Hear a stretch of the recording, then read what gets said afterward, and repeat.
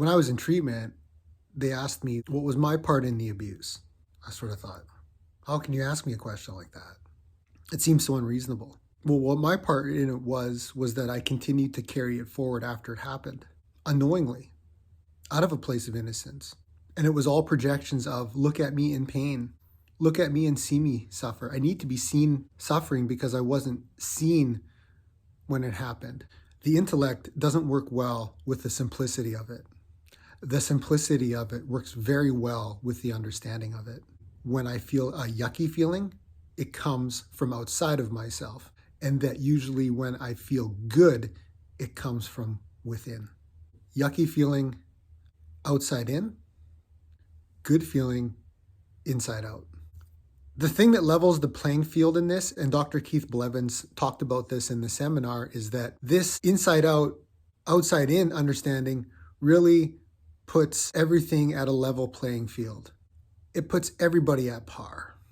Because sometimes you see it and sometimes you don't. When I come from the understanding that I can be outside in about something at any moment and not even realize it, judgmentalism starts to really trend down.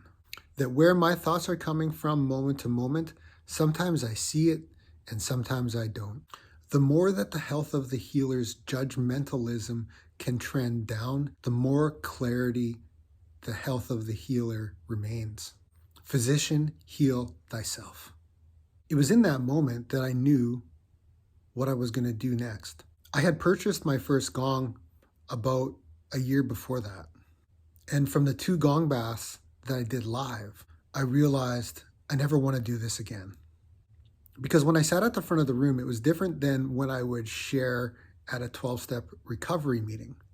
It seemed like when I sat at a 12-step recovery meeting, I was able to share openly and honestly about my addiction. But when I was sitting in a room full of people, I didn't know how to share from a place of universal mind. All I found myself doing was giving them a personal experience of my life in drugs. I was recycling this personal story.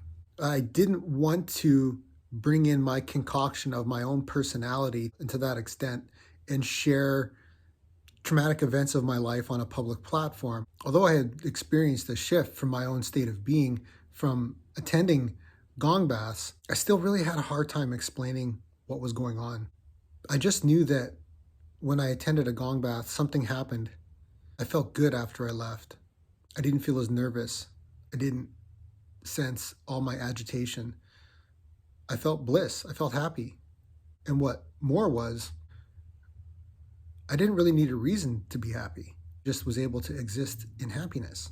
As simple as that was to explain right there, I couldn't explain that to an audience when I did a gong bath because my personality was too caught up in the moment. What I wanted to do was be someone that spoke from a place of union.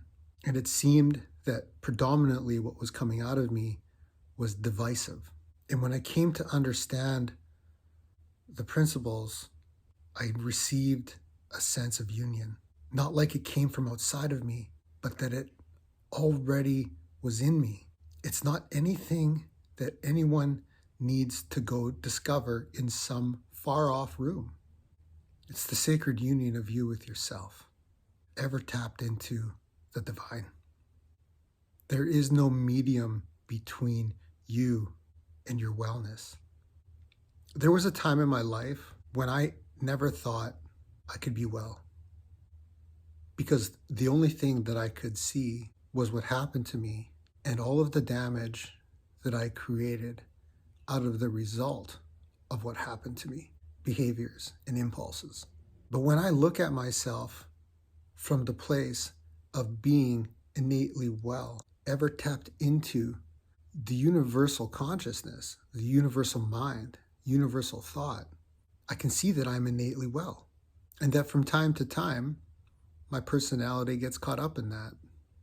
And that's when I get to forgive myself for judging myself.